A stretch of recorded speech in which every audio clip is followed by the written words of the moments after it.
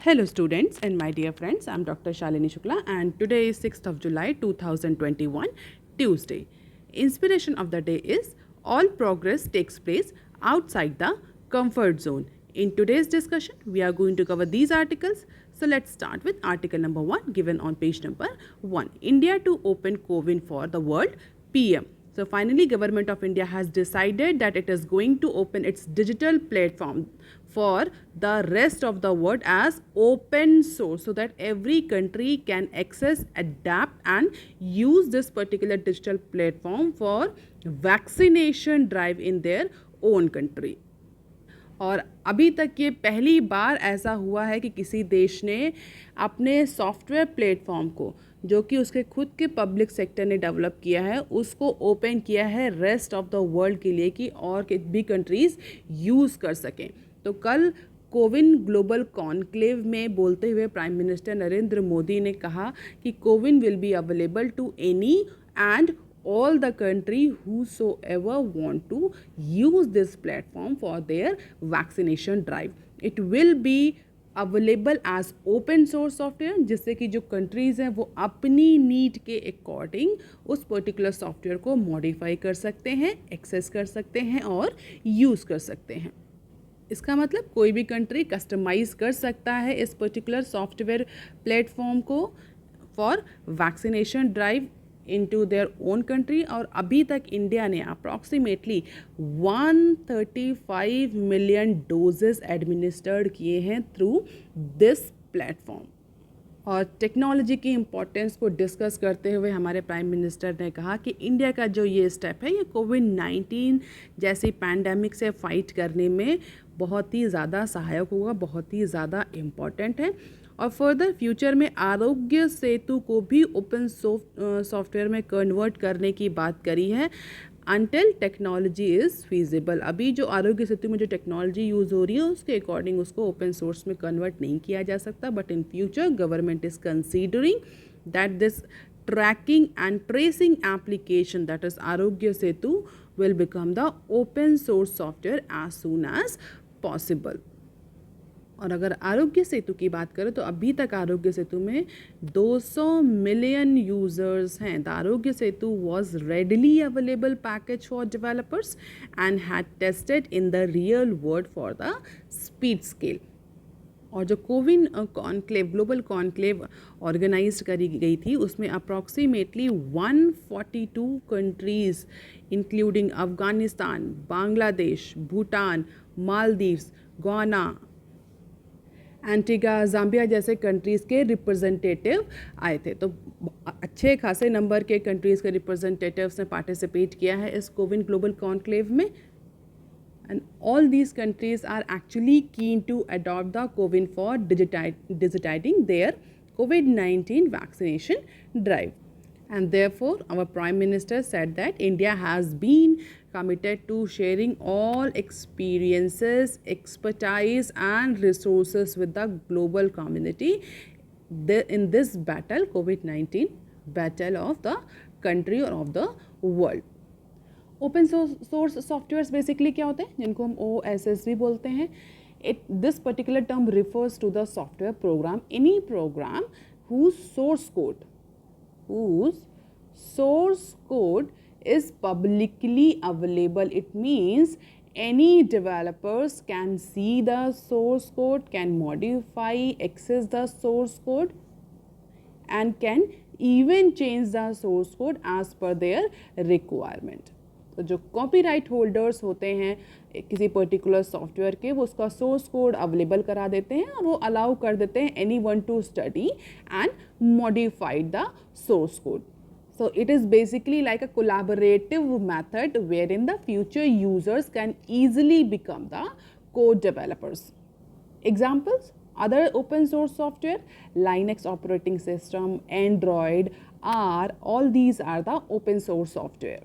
So it is basically the decentralized model of production that helps in reducing the monopoly of the large commercial firms which are primarily centralized model of production for revenue maximization. बहुत सारे benefits हैं open source software के. तो open source software का source code available होता है public को. और रिसेंटली गवर्नमेंट ऑफ इंडिया ने डिसाइड भी किया था कि जितने भी टेक्निकल इनोवेशंस हैं, टेक्निकल एक्सपीरियंस हैं, गवर्नमेंट ऑफ इंडिया के उन टेक्निकल एक्सपीरियंस को और इनोवेशंस को ओपन सोर्स रखेगी, जिससे कि कोलैबोरेटिव फॉर्म में कोई भी सॉफ्टवेयर डेवलप हो। कोविन के बारे में अगर हम बात करें तो कोविन को जनवरी 2021 में ऑफिशियली रिलीज़ किया गया था और 350 मिलियन वैक्सीनेशन अभी तक कोविन से हो चुके हैं। Users can book vaccination slot, download certificates, monitor pan India vaccination dashboards by using this portal. और करीब 50 कंट्रीज़ ने कोविन प्लेटफॉर्म को यूज़ करने के लिए अपना इंटरेस्ट गवर्नमेंट ऑफ इंडिया से शो किया था, जिसको लेकर के रिसेंटली इस पर्टिकुलर प्लेटफॉर्म को ओपन सोर्स करने की बात कही गई है। अब देख लेते हैं article number 2 that is given on page number 4। June services PMI at 41.2, fastest drop in 11 months. A data released on monthly survey indicates that India's service sector activities contracted further in the month of June. Service activities जो है service sector in tertiary sector की जो activities हैं वो जून के month में fall करी हैं। क्यों? Intensification of the COVID crisis and reintroduction of the containment measures restricted demand. और इन सब की वजह से जो फैक्ट्री आउटपुट डेटा है that is registering a sharp decline during this period। तो जून के महीने में इंडिया में जो सर्विस सेक्टर है उसकी PMI परचेजिंग मैनेजर इंडेक्स 41.2% तक ड्रॉप कर गई है and this is the fastest drop in 11 month. Last 11 महीनों में ये सबसे तेज़ी वाला गिराव है। और मैन्युफैक्चरिंग और सर्विस PMI को कौन पब्लिश करता है? It is IHS market.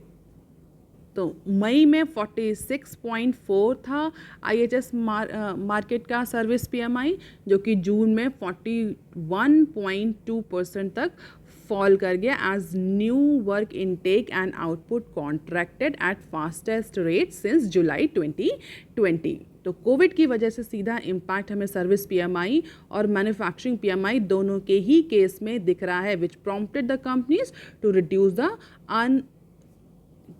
The employment once again. तो एम्प्लॉयमेंट भी रिड्यूस हो रहा है क्योंकि डिमांड नहीं है, परचेजिंग मैनेजर जो है वो परचेजिंग के डिसीजंस नहीं ले रहे हैं, प्रोडक्शन नहीं हो रहा है, सर्विसेज अवेल नहीं हो रही, जिसकी वजह से सर्विस PMI क्लियरली फॉल होता हुआ दिख रहा है। और हम सभी को पता है, कई बार मैंने बताया कि 50 का जो मार्क है 50 points in case of purchasing manager index PMI, अगर 50 से नीचे है PMI तो ये इंडिकेट करता है कॉन्ट्रैक्शन, अगर 50 से ऊपर है तो ये इंडिकेट करता है expansion.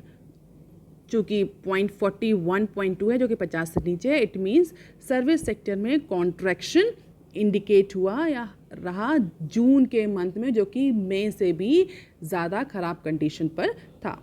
And the PMI data for June shows that the quicker decline in new businesses output employment was sharp but the softer than those recorded in the first pandemic with the very same year। तो PMI तो down हो रहा है but उतना intensification नहीं देखने को मिल रहा है, उतना डाउनग्रेड देखने को नहीं मिल रहा जो कि फर्स्ट पैंडमिक की फर्स्ट वेव में देखने को मिला। And this is the data of IHS market on PMI services from June 30, 2018 to June 30, 2021 and this is the period of first pandemic, जहाँ पर PMI चाहे वो मैन्युफैक्चरिंग PMI रहा हो चाहे वो सर्विस PMI रहा हो, दोनों ही बहुत ज़्यादा डाउनग्रेड हुए थे, लेकिन इसके बाद इम्प्रूवमेंट रहा और अब फिर से ये डाउनग्रेड देखने को मिला। सर्विस PMI 41.20 तक फॉल कर गया है because of the COVID-19 restriction, unemployment and loss in output. अब देख लेते हैं article number 3 that is given on page number 8। Private banks loan books shrink in Q1। किसी भी बैंक के लिए उसके लोन जो होते हैं वो असेट होते हैं। कई बार बताया मैंने, बैंकिंग सेक्टर में जो बैंक्स के लोन होते हैं वो असेट्स होते हैं। Why? Because they generate the revenue. Bank interest charge करता है, वही इंटरेस्ट बैंक का रिवेन्यू, वही इंटरेस्ट बैंक का प्रॉफिट होता है। तो Q1 ऑफ फाइनेंशियल ईयर 22 की अगर बात करें तो 4 स्मॉल और mid size private banks are actually seeing contraction into their loan book in June 2021 quarter, that is Q1 of financial year 22 in comparison to the previous year. Second covid wave की वजह से 4 small और mid size private banks की जो loan book है वो बहुत ज़्यादा कॉन्ट्रैक्ट कर गई है.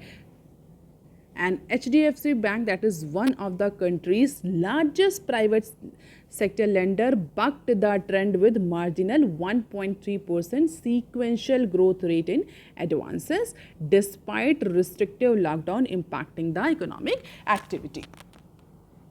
Buck the trend एक फ्रेज होता है जिसका मतलब है जनरली कोई सिक्योरिटी या कोई शेयर या कोई कंपनी ट्रेंड के अगेंस्ट बिहेव कर रही है, ट्रेंड कुछ और जा रहा है और सडनली वो कंपनी अलग तरीके से, उसकी परफॉर्मेंस अलग तरीके से आने लगी. तो HDFC को अगर छोड़ दिया जाए तो Yes Bank, Federal Bank, CSB bank and IndusInd bank, इन चारों ही बैंक के जो क्रेडिट कॉन्ट्रैक्शन है वो 1% से लेकर के 3.5% तक रहा.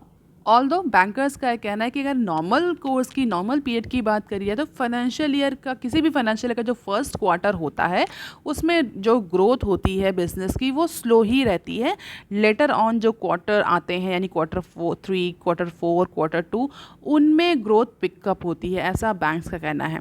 हालांकि कोविड का इम्पैक्ट है, इसको एक्नॉलेज किया गया है. This year curbs were impose in various part of the country to contain the spread of the pandemic and they distributed economic revival which had been underway since the third quarter of financial year 21. और किसी भी economy में अगर banks का credit growth rate decrease हो रहा है, अभी तो प्राइवेट सेक्टर का ही केवल डिक्रीज होता हुआ दिखा, उसी का डेटा रिलीज हुआ है. किसी भी इकोनॉमी में अगर बैंक्स जो है, बैंकिंग सेक्टर में अगर ग्रोथ रेट कम हो रहा है, बैंक्स में लोन या क्रेडिट रेट कम हो रहा है, तो that is not a good indication. क्योंकि अगर लोन नहीं ले रहे हैं individuals, organisation, it means investment नहीं हो रहा है, डिमांड नहीं है, फ्यूचर में डिमांड नहीं है, इन्वेस्टमेंट नहीं है, तो जो प्रोड्यूसर्स हैं, अगर डिमांड नहीं हो तो प्रोड्यूसर्स को प्रोड्यूस करने का कोई इंसेंटिव नहीं है, वो प्रोड्यूस नहीं करेंगे. अगर इन्वेस्टमेंट नहीं हो रहा है, बिजनेस ऑर्गेनाइजेशंस लोन नहीं ले रहे हैं, इसका मतलब ये है कि एम्प्लॉयमेंट जनरेशन नहीं होगा. तो दोनों ही साइड से एम्प्लॉयमेंट जनरेशन नहीं होगा, इनकम फिर से फॉल करेगी, डिमांड नहीं होगी, प्रोड्यूसर प्रोड्यूस नहीं करेंगे, अनएम्प्लॉयमेंट होगा, फिर से इनकम फॉल करेगी, इनकम फॉल करेगी तो फर्दर डिमांड फिर और रिड्यूस होगी. तो ये विशियस साइकिल चलती रहेगी, जिसकी वजह से किसी भी इकॉनमी में अगर बैंकिंग सेक्टर में क्रेडिट ग्रोथ रेट डाउन हो रही है तो it is not a good indication for the future prospects of that economy. And this is the report card of private lenders: HDFC, IndusInd Bank, Yes Bank and Federal Bank. This is the chart for advance and deposit growth of private sector banks. अगर HDFC को छोड़ दिया जाए तो approximately other banks में हमें negative growth rate दिख रहा है इन टर्म्स ऑफ क्रेडिट. तो हम ये कह सकते हैं क्रेडिट बुक में कॉन्ट्रैक्शन ईजिली देखा जा सकता है. इसके अलावा डेट से रिलेटेड एक और न्यूज़ थी जिसको मैंने इसी में कंबाइन कर दिया है. वो क्या है? Household debt jumps to 37.3% of financial year 21 GDP reports. एक साइड प्राइवेट सेक्टर जो बैंक्स हैं उनका क्रेडिट कॉन्ट्रैक्शन हो रहा है, दूसरे साइड अगर हम हाउस होल्ड्स की बात करें तो हाउस होल्ड्स का जो डेट है वो 37.3% तक जंप कर गया है बिकॉज ऑफ द पैंडेमिक, जो कि फाइनेंशियल ईयर 20 में 32.5% था. तो फाइनेंशियल ईयर 21 तक आते आते 37.3 तक पहुंच गया है as per the recent report published and confirming the deeper financial impact of COVID-19 on household income. अगर आप सर्कुलर फ्लो के बारे में जानते हैं इकोनॉमी में तो आपको पता होगा कि जो हाउस होल्ड इनकम है, हाउस होल्ड सेविंग है, they are one of the very important constituents of the investment in any economy. ये हाउस होल्ड सेविंग्स जो होती हैं, हाउस होल्ड जो इनकम होती है, डिसाइड करती हैं कि कितनी सेविंग होगी, सेविंग कितनी होगी उसके हिसाब से डिसाइड होता है कितना इन्वेस्टमेंट होगा, कैपिटल फॉर्मेशन कितना होगा किसी भी इकॉनमी में. और अगर हाउस होल्ड का डेट बढ़ रहा है, उनकी सेविंग रिड्यूस हो रही है, तो in future it is not going to have a good impact on investment, और अगर इन्वेस्टमेंट डाउन होगा तो एम्प्लॉयमेंट डाउन होगा, इंफ्रास्ट्रक्चर डेवलपमेंट डाउन होगा, इकोनॉमिक एक्टिविटीज़ डाउन होंगी, डिमांड डाउन होगी, जिसकी वजह से इकॉनमी जो है वो डोलड्रम की सिचुएशन में जा सकती है. This particular report has also warned that the ratio में rise further this fiscal year due to the second wave. ये जो इंक्रीज देखने को मिला है ये फाइनेंशियल ईयर 21 का है. 22 में ये जो रेशियो है, जो ये नंबर है, ये और ज़्यादा बढ़ सकता है because of the second wave of covid.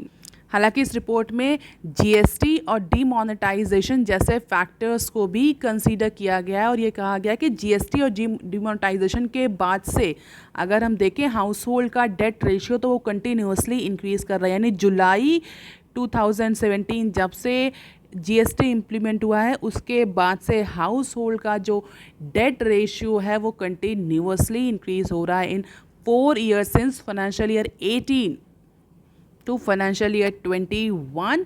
This particular household debt ratio is continuously increasing.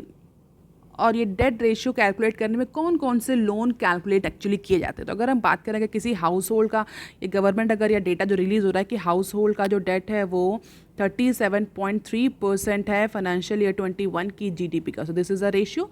इस रेशियो को अगर कैलकुलेट करने के लिए हाउस होल्ड के किस लोन को कंसिडर किया जाता है, तो retail loans, corporation loans, business loans from financial institutions like bank, credit societies, non-bank and housing finance companies. तो ये जितने लोन हैं ये कंसीडर किए जाते हैं फॉर कैलकुलेटिंग दिस रेशियो. एक साइड प्राइवेट सेक्टर जो बैंक्स हैं उनका जो क्रेडिट है वो कॉन्ट्रैक्ट कर रहा है, दूसरे साइड पिछले लास्ट 4 सालों से कंटिन्यूसली हाउस होल्ड्स का डेट बढ़ रहा है. And this is not the good indication for any economy, और पैंडेमिक की वजह से और ज़्यादा सिचुएशन ख़राब दिख रही है. आप देख लेते हैं some other news clips. NHAI debt reaches new high of ₹3.2 trillion to toll revenue dip 4%. तो national highway authority of India का जो डेट एक्यूमुलेशन है वो कंटिन्यू है इंक्रीज होना और बहुत तेज़ी से बढ़ रहा है. Highway agency debt reach a new high of 3.17 trillion at the end of financial year 21, अब जो कि 27% ज़्यादा है मार्च 2020 से. तो 27% का इंक्रीज देखा गया है national highway authority of India के डेट में. और रिवेन्यू की अगर बात करें तो रिवेन्यू 4% से फॉल कर गया है लास्ट ईयर के कंपैरिजन में. That is around 26,000 crore as per the ICRA rating. और तो ये जो डिफरेंस क्रिएट हो रहा है, जो गैप बढ़ रहा है national highway authority of India की फाइनेंशियल लायबिलिटीज़ और रिवेन्यू के बीच में, that is not a good indication. As a result the gap between this authority's financial liability and its internal accruals or toll revenue from the highway grew at all-time high of 12.3 times in financial year 21. तो Covid का impact तो देखने को मिल ही रहा है, लेकिन ऐसा नहीं कि सिर्फ कोविड की वजह से ये रेशियो बिगड़ रहा है. अगर हम रेशियो की बात करें फाइनेंशियल ईयर 2016 में यानी 2016 में ये जो डिफरेंस था, ये जो गैप था, ये 2.5 टाइम्स था, जो कि फाइनेंशियल ईयर 14 में 2.1 टाइम्स था. तो पिछले कुछ सालों से national highway authority of India में ये जो फाइनेंशियल लायबिलिटी और रिवेन्यू में मिसमैच कंटिन्यूसली बढ़ रहा है, जो कि कोविड की वजह से. अगर आप ये फिगर देखें, डायग्राम्स देखें, चार्ट देखें, तो आप कंटिन्यूसली इस चीज़ को अज्यूम कर सकते हैं, देख सकते हैं कि पिछले कुछ सालों से जो national highway authority of India है उसकी फाइनेंशियल लायबिलिटीज़ और रिवेन्यू के बीच में मिसमैच बढ़ रहा है. This also makes the national highway authority of India the most indebted non financial public sector enterprise in the country, even ahead of biggies such as NTPC and ONGC. और ऐसा assume किया जा रहा है कि आगे आने वाले इस फाइनेंशियल ईयर में हो सकता है 65,000 करोड़ का एडिशनल फंड फिर से बारो करे national highway authority of India. Let's see government कैसे टैकल करती है इस पर्टिकुलर मिसमैच को. अब देख लेते हैं next clip. Bosch's top executive to pay for technical glitch. अगर आपको याद हो तो थोड़े टाइम पहले किसी एक स्टॉक एक्सचेंज में कुछ टेक्निकल ग्लिच आया था जिसकी वजह से इन्वेस्टर्स को बहुत ज़्यादा नुकसान हुआ था, गवर्नमेंट ऑफ इंडिया को बहुत ज़्यादा नुकसान हुआ था। आप मुझे कमेंट सेक्शन में लिखकर बताइए कि कौन सा स्टॉक एक्सचेंज था जिसमें एक टेक्निकल ग्लिच आ गया था उसके प्लेटफॉर्म पे, डिजिटल प्लेटफॉर्म में, जिसकी वजह से इन्वेस्टर्स 2-3 घंटे के लिए ट्रेडिंग नहीं कर पा रहा था और इकोनॉमी को बहुत ज़्यादा नुकसान हुआ था। उसी को लेकर के इन्वेस्टिगेशन भी रखा गया था और रूल्स को भी कुछ मॉडिफाई करने की बात कही गई थी, रिस्पॉन्सिबिलिटी अकाउंटेबिलिटी फिक्स करने की बात कही गई थी। तो उसको देखते हुए security and exchange board of India ने मंडे को एक डिटेल फ्रेमवर्क इशू किया है। किस लिए? For penalizing the market infrastructure institutions which include stock exchanges, clearing corporations, depositories for their technical glitches। और इस पर्टिकुलर फ्रेमवर्क में सेबी ने क्लियरली कहा है कि जितने भी जो ये मार्केट इंफ्रास्ट्रक्चर इंस्टीट्यूशंस हैं, ये बहुत इंपॉर्टेंट हैं इन इंफ्रास्ट्रक्चर प्रोवाइड करने के लिए, जिससे कि इकोनॉमी में एक स्मूथ और अनइंटरप्टेड फंक्शनिंग हो सके सिक्योरिटी मार्केट की।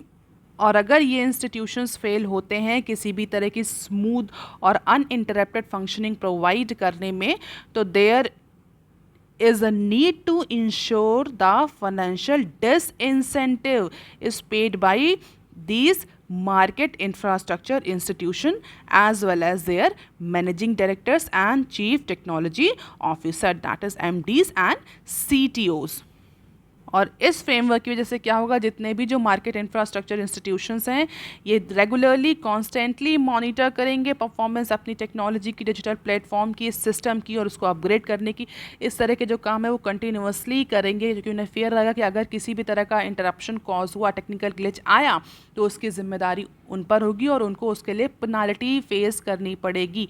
अ comprehensive root cause analysis report needs to be submitted within 20 days of the incident, अगर ऐसा कोई टेक्निकल ग्लिच आता है। एंड इस नए फ्रेमवर्क के अकॉर्डिंग जितने भी मार्केट इंफ्रास्ट्रक्चर इंस्टीट्यूशंस हैं उनको ₹1 लाख पर डे के हिसाब से पेनल्टी देनी पड़ेगी in case of delay in submission और incomplete submission of their root cause analysis. RCA report जो सबमिट करने की बात हो रही है, अगर कोई टेक्निकल ग्लिच आती है, अगर इंस्टीट्यूशन जो इंटरमीडियरीज हैं या RCA रिपोर्ट सबमिट नहीं कर पाते, तो उन्हें 1 लाख पर डे, पर दिन के हिसाब से पेनल्टी उन पर इम्पोज करी जाएगी। A regulator has said a comprehensive RCA report needs to be submitted within 21 days as I told you. और अगर ये जितने भी मार्केट इंफ्रास्ट्रक्चर इंस्टीट्यूशंस हैं, अगर ये 2 दिन लगातार तक टाइमली टेक्निकल ग्लिच को नहीं टैकल कर पा रहे हैं या नहीं रिमूव कर पा रहे हैं टाइम फ्रेम के अंदर, तो इन्हें 2 लाख पर डे के हिसाब से पेनाल्टी देनी पड़ेगी for the first 15 working days. तो ये जिम्मेदारी अब मार्केट इंफ्रास्ट्रक्चर इंस्टीट्यूशंस की होगी कि अगर उनकी टेक्निकल प्लेटफॉर्म में किसी भी तरह का टेक्निकल ग्लिच आता है, और इसके लिए MDs और चीफ टेक्नोलॉजी ऑफिसर्स रिस्पॉन्सिबल होंगे।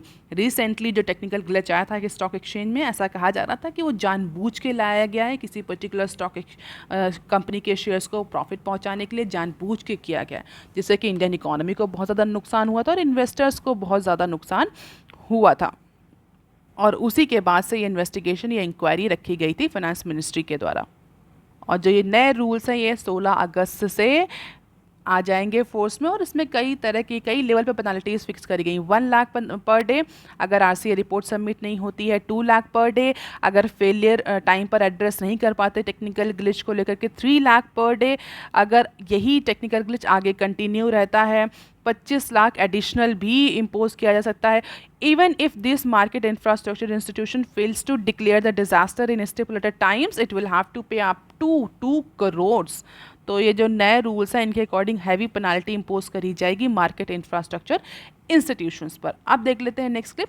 Twitter lost immunity over non compliances says government. तो माइक्रो ब्लॉगिंग प्लेटफॉर्म ट्विटर ने अभी तक नए IT रूल को कंप्लाई नहीं किया है, एंड इसी रीज़न की वजह से गवर्नमेंट ऑफ इंडिया ने जो इम्यूनिटी प्रोवाइड हुई थी इंटरमीडियरीज को under section 79(1) of IT act 2000, उस इम्यूनिटी को ट्विटर से ले लिया गया है। The government has told to Delhi high court on Monday. और इसके लिए गवर्नमेंट ऑफ इंडिया ने पहले ही वार्न किया था ट्विटर को कि अगर ट्विटर ने नए IT रूल को इम्प्लीमेंट नहीं किया गया तो बीइंग इंटरमीडिएट जो भी इम्यूनिटी प्रोवाइड है कंटेंट को लेकर के, डिसकंटेंट के डिस्प्ले को लेकर के, वो इम्यूनिटी ट्विटर से ले ली जाएगी।